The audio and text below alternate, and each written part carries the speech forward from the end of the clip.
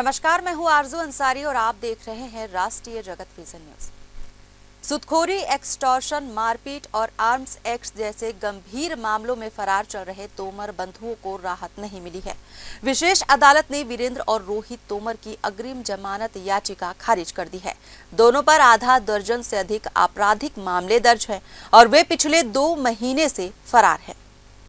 SSP doctor Lal Umed Singh ने दोनों की गिरफ्तारी के लिए 5-5 हजार रुपए का इनाम घोषित किया है।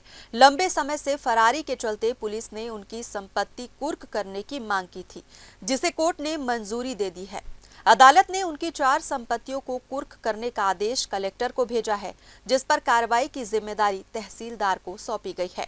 तोमर बंधुओं के वकील ने कुर्की आदेश पर आपत्ति जताई है। उनका कहना है कि उन्होंने 18 अगस्त को आवेदन दिया था और उनकी सुनवाई 20 अगस्त को होनी थी, लेकिन उससे पहले ही कोर्ट ने कुर्की का आदेश जारी कर दिया, जो न्याय संगत नहीं है। इस आपत्ति पर आज अदालत में सुनवाई होगी।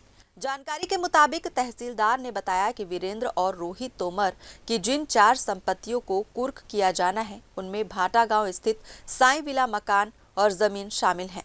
इसके अलावा राजधानी के आसपास की 3 अन्य संपत्तियां भी कुर्क की जाएंगी।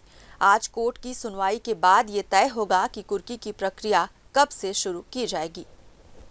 फिलहाल इस खबर में बस इतना ही। देश प्रदेश की खबरों से अपडेटेड रहने के लिए हमारे चैनल को सब्सक्राइब करें और नए खबरों के नोटिफिकेशन के लिए बेल आइकॉन जरूर दबाएं। नमस्कार।